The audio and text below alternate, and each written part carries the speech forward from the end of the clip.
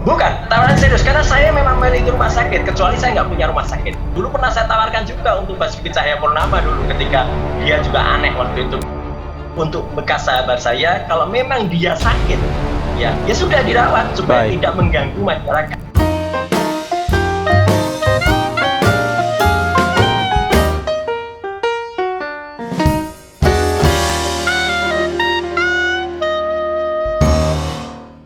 Akhirnya terbongkar sudah, yaitu jejak digital Roy Suryo, yaitu pada waktu itu pernah mengatakan ke Basuki Cahayapurnama dan bahkan juga Ferdinand Hutahian yang pada saat itu yaitu terkena kasus. Bahkan Roy Suryo menawari Basuki Cahayapurnama dan Ferdinand Hutahian untuk masuk ke RS-nya. Bayangkan, sudah terkena kasus seperti itu, Roy Suryo malah ya terkesan ngeledek ya. Menurut saya seperti itu. Seperti ini videonya.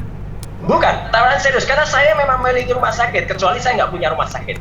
Ya, Baik. saya memiliki, dan ini tawarannya bukan yang pertama. Dulu pernah saya tawarkan juga untuk Basuki Cahayapurnama dulu ketika dia juga aneh waktu itu ketika Bilang Basuki Cahayapurnama aneh, padahal dia sendiri yang aneh menurut saya.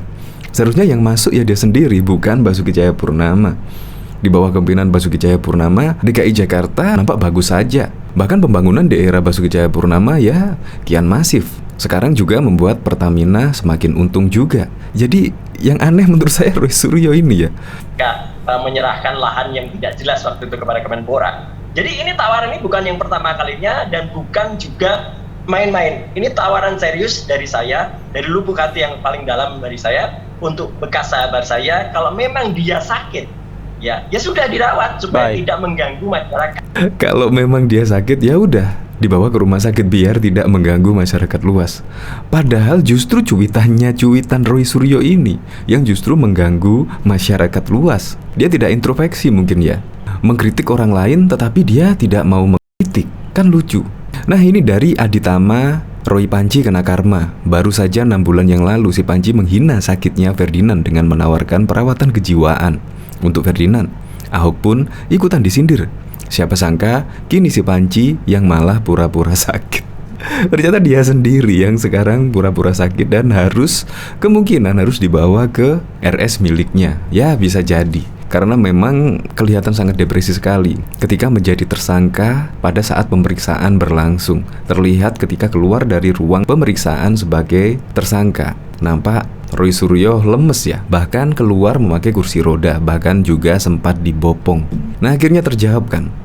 Ternyata Roy Suryo pernah mengatakan hal demikian kepada Basuki Cahayapurnama dan juga Ferdinand Hutahian. Padahal dulu Ferdinand terkena kasus tersebut, Roy Suryo malah menawarkan perawatan kejiwaan. Itu kan sangat tidak masuk akal sekali, apalagi pernah menjadi koleganya Ferdinand. Makanya tidak salah lah kalau Ferdinand Hutahian sangat geram sekali dengan Roy Suryo ini. Coba kita lihat komentar-komentarnya. Kenapa dia bang? Belaka lumpuh ya? Mendadak lumpuh. Semoga Roy Suryo tersangka kasus tupat Candi Borobudur akan betah dan gak rewel minta susu. Nanti mama bawain sabun sama sampai. Ambiar, gak kenapa sama. Kalau di sini siapa namanya Ferdinand bahkan sempat mengomentari ya, karena Roy Suryo tidak ditahan. Ini kan sekarang Polri sedang berjuang mengembalikan kepercayaan publik terhadap institusi Polri.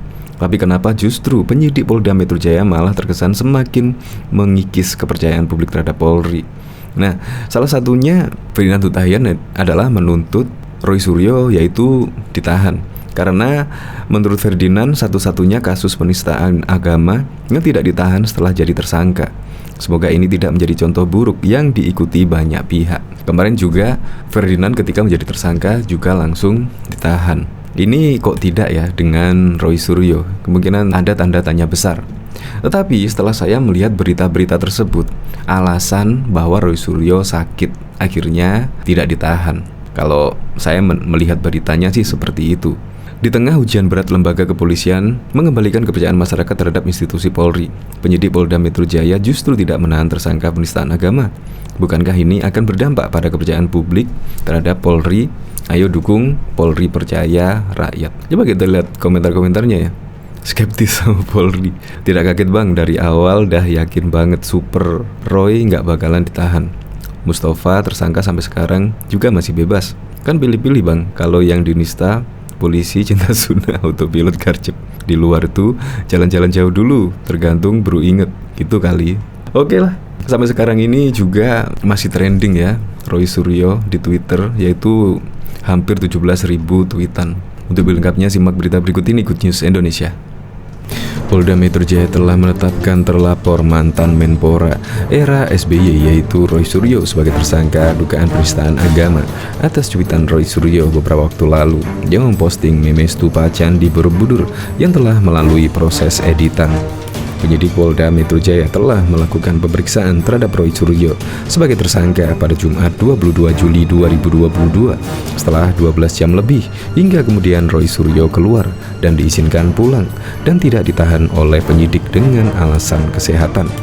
Roy Suryo tampak keluar dari ruang pemeriksaan dengan menggunakan kursi roda dan dipapah oleh asisten sama lawyer yang bersangkutan. Situasi janggal ini kemudian disoroti oleh Indonesia Police Monitoring.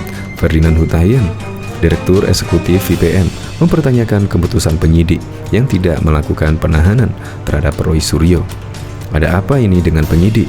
Setahu saya ini kasus pertama sekali dengan sangkaan penistaan agama yang pelakunya tidak ditahan. Aneh dan janggal, ujar Ferdinand melalui rilis yang diterima media. Selain itu, Ferdinand Hutahian juga menyesalkan dan sangat menyayangkan sikap penyidik Polda Metro Jaya yang tidak menahan Roy Suryo. Alasannya, karena saat ini kepercayaan publik terhadap institusi Polri sedang dalam tahap ujian besar. Tapi keputusan penyidik Polda Metro Jaya yang tidak menahan Roy Suryo justru akan semakin mengikis kepercayaan publik terhadap institusi Polri sebagai penegak hukum yang harusnya bertindak adil dalam menegakkan hukum. Ini kan sekarang Polri sedang berjuang mengembalikan kepercayaan publik terhadap institusi Polri. Tapi kenapa justru penyidik Polda Metro Jaya malah terkesan semakin mengikis kepercayaan publik terhadap Polri, ucap Ferdinand Hutahian. Indonesia Police Monitoring kemudian mendesak penyidik Polda Metro Jaya agar segera memanggil Roy Suryo kembali, menyelesaikan pemeriksaan dan penahanan pelaku agar korban dapat dalam perkara ini tidak merasakan diperlakukan tidak adil. Saya mendesak penyidik Polda Metro Jaya agar segera memanggil kembali Roy Suryo dan menyelesaikan pemeriksaan pelaku sebagai tersangka dan menahan pelaku. Ini penting karena ancaman hukuman terhadap Roy Suryo di atas 5 tahun. Kalau tersangka sakit, kan bisa diantarkan ke rumah sakit oleh penyidik, ukas Ferdinand kepada media.